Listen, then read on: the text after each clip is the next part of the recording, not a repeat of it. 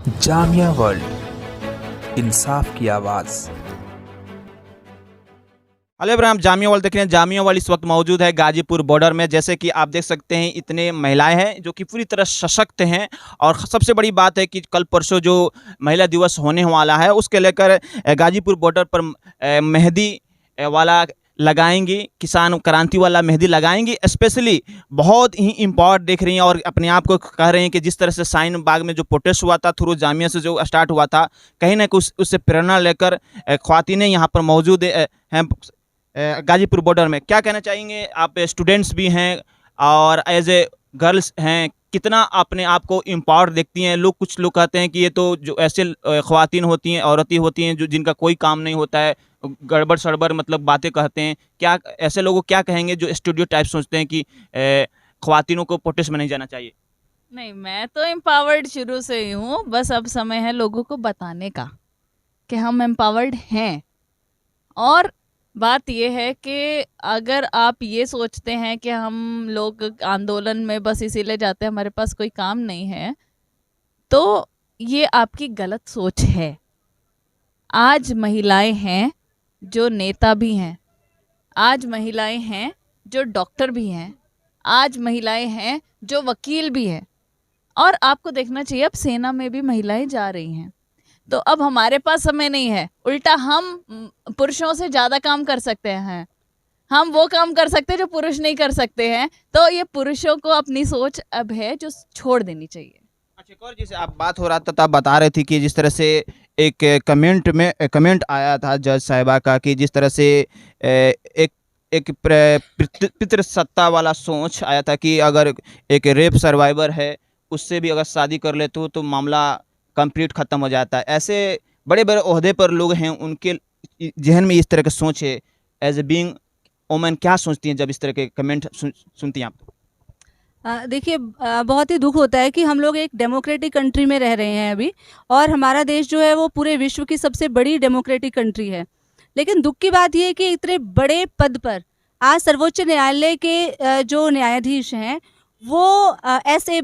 बोबड़े जी, उनका एक बयान आया है कि जब उनके सामने एक केस आया है कि एक बच्ची जो अभी माइनर है, उसके साथ बलात्कार का केस आया है, तो उन्होंने जो रेपिस्ट है उससे पूछ रहे हैं कि क्या तुम इससे शादी कर लोगे।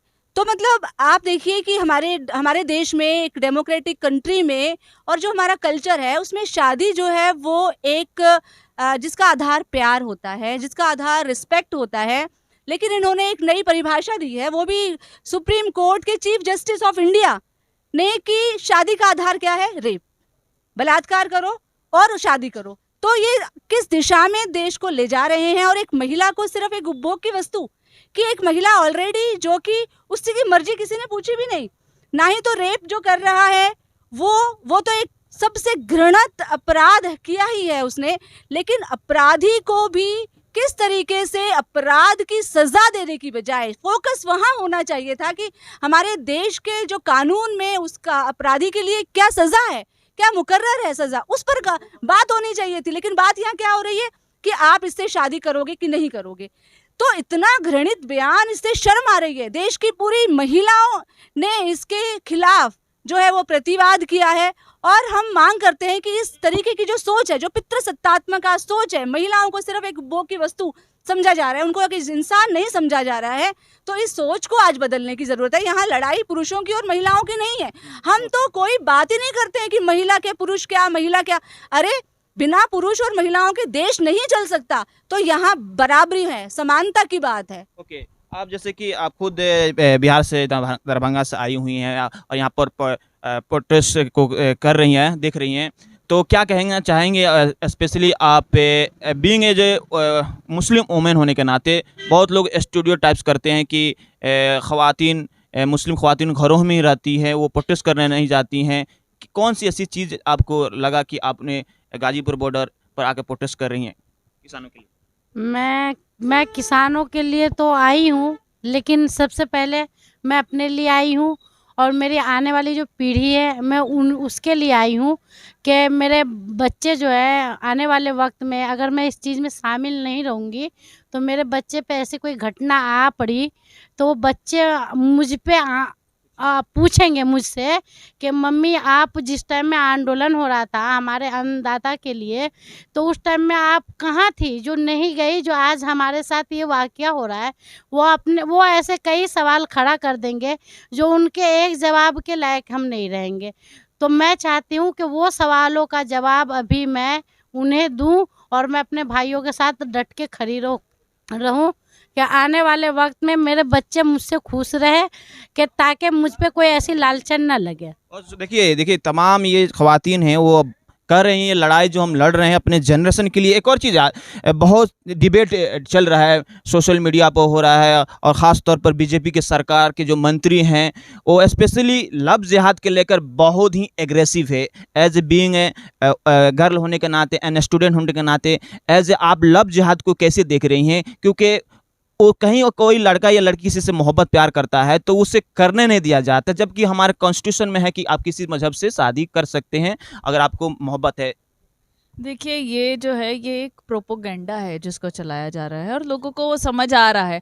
अगर इतना ही ज़्यादा आपको लव जिहाद से दिक्कत है तो बीजेपी में कुछ मंत्री हैं जिन्होंने खुद हिंदू महिला से शादी की है। सबसे पहले उनको निकालिए ना। मतलब हमारा कुत्ता कुत्ता वो वाला काम हो गया ना। आप हाँ आपका कुत्ता कुत्ता हमारा कुत्ता टॉमी वो काम हो गया। हमारा कुत्ता तो आपको पसंद नहीं आ रहा है और आपका टॉमी बड़ा अच्छा है।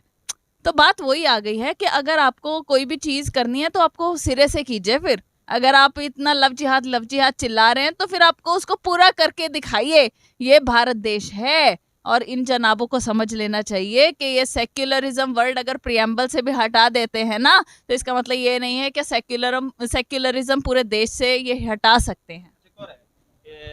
लव जिहाद सारी चीज़ें चल रही है, और लेकिन एक और चीज़ मुद्दा आता है कि ये बीजेपी सरकार के जो मंत्री हों या बहुत सारे सिस्टर्स विंग्स है आरएसएस हो, बजरंग दल हो, रोमियो स्क्वाड हो यूपी में हो, ख़ास तौर पर जो ख़वातीनों का औरतों का जो ड्रेसअप होता है, पार्टीज़ करती हैं, स्पेशली 26 जनवरी हो या 1 जनवरी हो या 31 दिसंबर के रात को होता है। तो क्या ऐसे पहरेदारी आप चाहती हैं सरकार का या आप फ्रीडम चाहती हैं?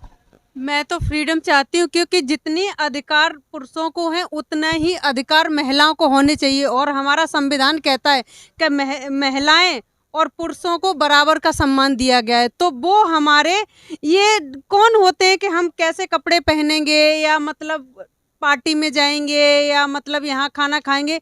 अरे वो तो हमें कॉन्स्टिट्यूशन क्लब ने हमें वो दिया है, हमारे संविधान ने हमें अधिकार दिया है कि हम अपने अधिकारों का यूज करें। क्योंकि आज की वो लेडीज़ नहीं रह गई है कि सिर्फ खाना बनाओ और सिर्फ घर में रहो। आज की हर एक महिला को हमारे समाज में आगे बढ़ने की ज़रूरत है और शिक्षित होने की ज़रूरत है। और हर चीज़ की आज भी मैं देखती हूँ कि जो हमारे समाज की औरतें हैं और जो हमारी महिलाएं हैं वो भी इतनी जागरूक नहीं है। और उनको जाके हम महिला जितनी भी मेरी बहनें बैठी हैं हम सबकी जिम्मेवारी बनती है कि उनको अपने अधिकार जानाने की और उनको अपने अधिकार जानने का, क्योंकि उनका भी उतना ही फ्रीडम है जो कि हमारा है और उतना ही फ्रीडम हमारा है कि जितना एक पुरुष का है। ये सरकार तो ये सब चीज़ें कर रही है, जैसे मैंने आपसे क्वेश्चन पूछा, क्या फिर से मौका आप लोग देना चाहेंगे? फिर से तीसरी बार फिर से मोदी सरकार, बहुत हुआ महिलाओं पर अत्याचार, फिर से तीसरी बार मोदी सरकार? अब तो बिल्कुल नहीं, क्योंकि अब इस मोदी सरकार ने कहती थी ना कि अब की बार महिलाओं पे अत्याचार, और उसने यही करके दिखाया कि महिलाओं पर ही अत्याचार हुआ है। क्योंकि शाहीन बाग उठा के देख लीजिए और हमारा हाथरस कांड देख लीजिए। जितनी भी बेटियां अगर आप दूसरे पर उंगली उठाते तो वो 4 हमारे प्रति भी उठती हैं। अगर आप इतने ही सही थे, जो हमारी निर्भया केस हुआ था, मैं वहाँ से शुरू करती हूँ, क्योंकि हमारी जो निर्भया केस हुआ था उसने पूरे देश और दुनिया को झकझोर दिया था। उसमें जब हमारी सरकार ढीली पड़ी तो ये तब विपक्ष में बैठे थे, अरे इन्होंने ये नहीं किया वो नहीं किया। मैं अब इनसे सवाल करना चाहती हूँ कि अब आपने क्या किया? वो एक निर्भया कांड हुआ था और आज देखिए हमारी निर्भया कितनी है। इन्होंने नहीं किया तो आपने आज इन सवाल पूछते कि इन्होंने क्या किया? अगर इतने ही वो थे तो उनको सजा दे और उनकी जल्दी से जल्दी जो फास्टेस्ट कोर्स बनाया गया है। निर्भया कांड के बारे में आप बात हो रहा है लगातार, तो एक चीज़ अब हम समझना होगा, लगातार निर्भया बनती जा रही है, हाथरस हो, अभी जैसे कि यूपी में एक पिता ने अपनी बेटी की इज्जत बचाने की कोशिश किया तो उसके बाद दबंगों ने जाकर उन्हें गोली मार दिया, जबकि योगी जी बंगाल में जाकर यूपी मॉडल राम राज के बात करते हैं कि ये लव जिहाद ख़त्म हो जाएगा, जबकि लव जिहाद आप लोग बता रहे हैं कुछ नहीं है। ऐसे यूपी मॉडल और राम राज मॉडल को क्या कहेंगे? देखिए, मैं इसको अगेन बोलूंगी, अगर आप सच में उसको कर रहे हैं उसको पूरी तरह इम्प्लीमेंट कीजिए। अगर आप राम राज्य ला रहे हैं, राम राज्य की आप गरिमा सीखिए कि राम राज्य असल में होता क्या है। राम राज्य का मतलब ये नहीं होता कि हम चिल्लाते रहिए राम राज्य राम राज्य। राम राज्य का मतलब होता है आप उसमें से हर तरीके के पाप उसको बाहर करें।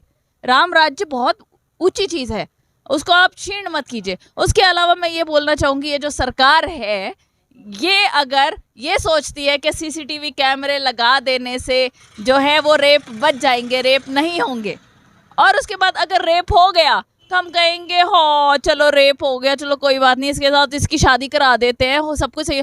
ऐसी सरकार हमें नहीं चाहिए, ऐसी सरकार हम अब स्वीकार नहीं करेंगे।